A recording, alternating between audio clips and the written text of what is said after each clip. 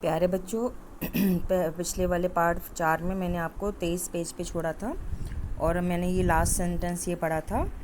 Down stairs rain the giant, नीचे सीढ़ियों से भागा जाइंट इन ग्रेट जॉय, बहुत खुशी में। एंड आउट इनटू द, और बाहर अंदर कहा के द गार्डन, मतलब गार्डन के अंदर भागा, घर से बाहर। आउट इनटू मतलब घर से बाहर भागा, ठीक है। ही हेस्टेंड अक्रॉस द ग्रास, वो जल्दी जल्दी भागता हुआ गया घास के मैदान के पार, अक्रॉस मतलब पार।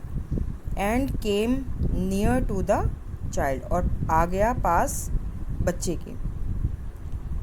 एंड व्हेन ही केम, और जब वो आया, क्वाइट क्लोज बहुत पास, हिज फेस मतलब जाइंट का जो राक्षस का फेस था, जो चेहरा था, ग्रीव रेड, लाल हो गया। ग्रीव मतलब वैसे उगना होता है, बड़े होना होता है, लेकिन ग्रीव रेड फेस जो है, ग्रीव रेड का मतलब है मुंह लाल हो गया। विद एंगर, गुस्से के कारण, विद एंगर मतलब गुस्से के कारण। एंड ही सेड, और उसने कहा, who hath dare to wound thee. तो बेटा वो राक्षस था ना, तो वो थोड़ी इंग्लिश ऐसे ही बोलता था। वैसे उसको बोलना था हु हैड, लेकिन वो बोल नहीं पा रहा था ना, राक्षस था। तो इसने पूछा किसने हिम्मत करी, डेयर्ड मतलब हिम्मत करी, टू वोन घाव डालने की तुम्हें, दी मतलब तुम्हें, बच्चे से कह रहा है ना। फॉर ऑन द, क्योंकि ऊपर, पाम्स मतलब हथेलियों के, ऑफ द चाइल्ड्स बच्चे के, क्योंकि ये बेटा कॉमा वाला ऐसे ना, अपोस्ट्रोफी ऐसे, इसका मतलब हो गया बच्चे का। हैंड्स हाथों पर, वर द थे, प्रिंट्स छापे, ऑफ टू नेल्स दो नाखूनों के। एंड द प्रिंट्स, और थे छापे, ऑफ द टू नेल्स दो नाखूनों के, were on the little feet, थे, वर मतलब थे ऊपर, ऑन द मतलब ऊपर छोटे छोटे पैरों के। Who hath dared to wound this thee, किसने हिम्मत करी तुम्हें घाव डालने की, चोट पहुंचाने की। क्राइड द जाइंट, चिल्लाया राक्षस। टेल मी, बताओ मुझे।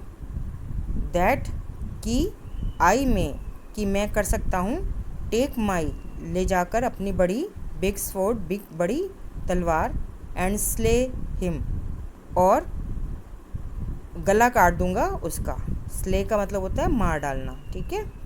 तो मार डालूंगा उसका, तो तलवार से ज़्यादातर गला ही काटते हैं, आपने फिल्मों में भी देखा होगा, है ना।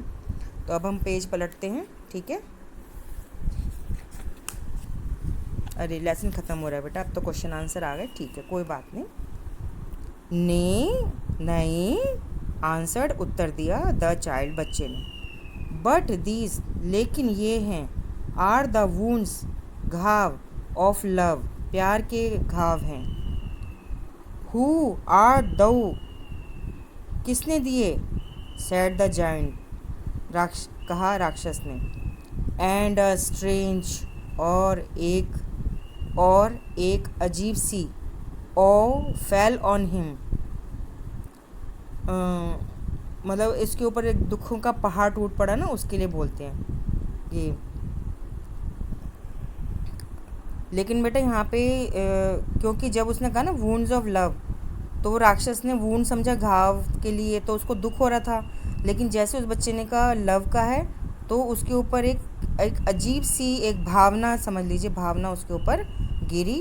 एंड ही नेल्ट, और वह घुटनों के बल आ गया, नेल्ट मतलब घुटनों के बल आ गया, बिफोर सामने, द लिटिल चाइल्ड छोटे बच्चे के। एंड द चाइल्ड, और बच्चा, स्माइल्ड मुस्कुराया, ऑन द जाइंट राक्षस के ऊपर।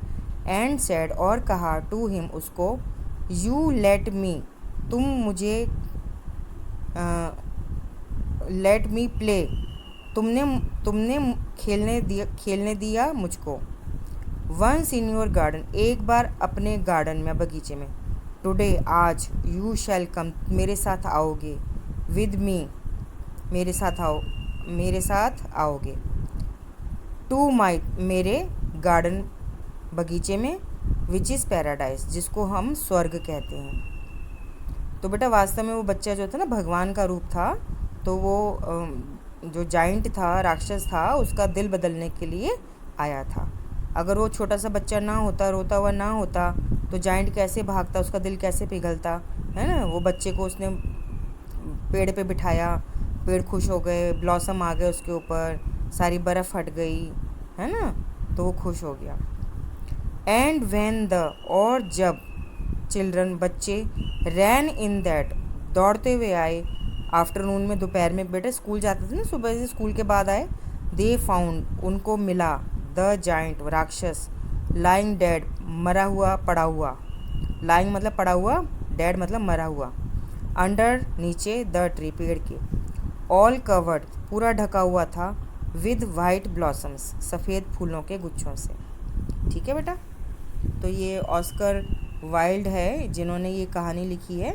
तो इस कहानी से हमें शिक्षा मिलती है कि हमें किसी के प्रति नफ़रत नहीं होनी चाहिए और अपने दिल को साफ़ रखना चाहिए और हर एक को जो है वो अपनी चीज़ शेयर करने का मौका देना चाहिए। ठीक है, तो बेटा पहला क्वेश्चन है कॉम्प्रिहेंशन चेक का, इसका फर्स्ट पार्ट है, the giant saw a most wonderful site, राक्षस ने देखी एक बहुत ही चकराने वाली सीन मतलब दृश्य। वॉट डिड ही सी, क्या देखा उसने। तो बेटा हम पीछे पन्ना पलटेंगे, यहाँ पर आ जाइए पेज नंबर 20 पर। ये आपका फर्स्ट क्वेश्चन का फर्स्ट पार्ट है। तो आपने आंसर में ही लिखना है थ्रू अ लिटिल होल, क्योंकि ये देखो लिखा है ना, he saw a most wonderful site. तो ये आंसर में आपने जो मैं निशान लगा रही हूँ वो ही लिखना है। Through a little hole in the wall the children had crept in, मतलब छोटे से छेद से बच्चे जो थे अंदर रिंग रिंग कर आ गए। They were sitting in the branches, वो बैठे हुए थे डालियों के अंदर, ऑफ द ट्रीज़, पेड़ों के। तो ये आपके फर्स्ट क्वेश्चन के फर्स्ट पार्ट का आंसर है। ठीक है बेटा, अब हम देखते हैं कॉम्प्रिहेंशन में सेकंड पार्ट क्या कह रहा है। What did he realise on seeing it, उसे क्या महसूस हुआ उसको देखने पर। तो हम वापस पीछे जाते हैं बेटा, यहाँ आ जाइए पेज नंबर 21 पर, ऊपर आएंगे। नाउ आई नो बोल रहा है ना, तो आंसर आपका फर्स्ट का सेकंड पार्ट का, why the spring would not come. तो बेटा इसको आगे मैंने खुद लिख दिया है, इसको आप ऐसे लिखेंगे, हियर इन द गार्डन।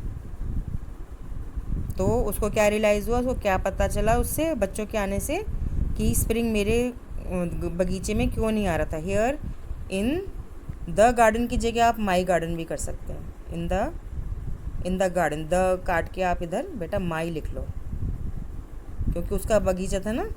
तो आपके फर्स्ट के सेकंड पार्ट का आंसर क्या हुआ, why the spring would not come here in my garden. ठीक है, तो ये द मैंने काट दिया है। ठीक है, अब देखते हैं आगे, देखते हैं क्वेश्चन।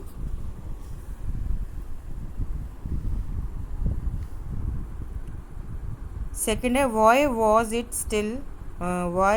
स्टिल विंटर, क्यों था अभी तक वहाँ सर्दी का मौसम, इन वन कॉर्नर, एक कोने में, ऑफ द गार्डन, बगीचे के।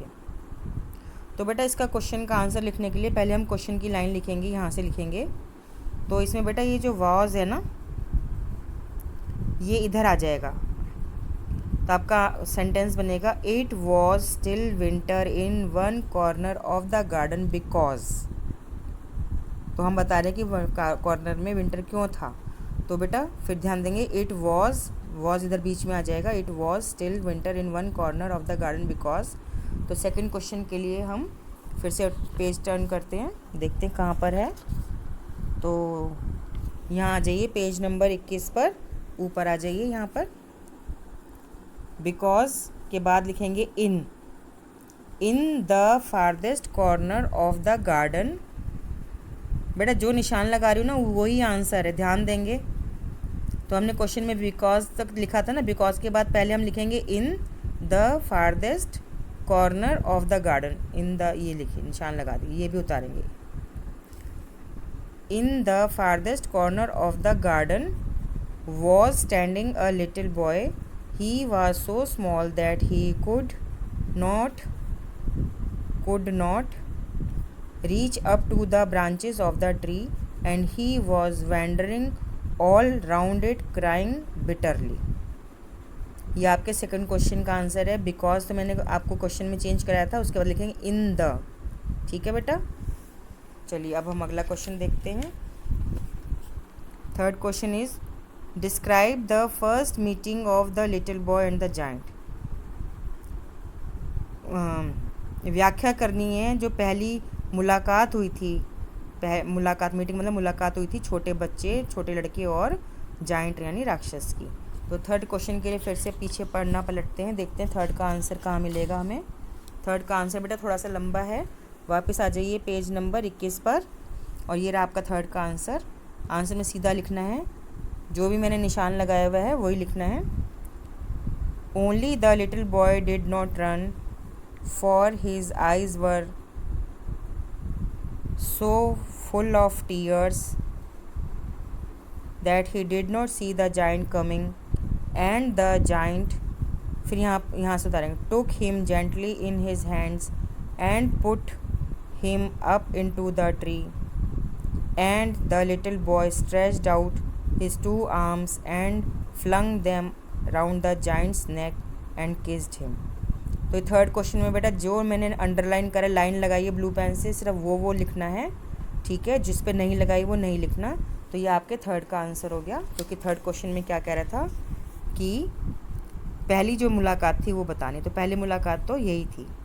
ठीक है, अच्छा फोर्थ क्वेश्चन कह रहा है describe their second meeting after a long interval. तो अब उनकी जो दूसरी मुलाकात थी बहुत लंबे समय के बाद, वो बताओ।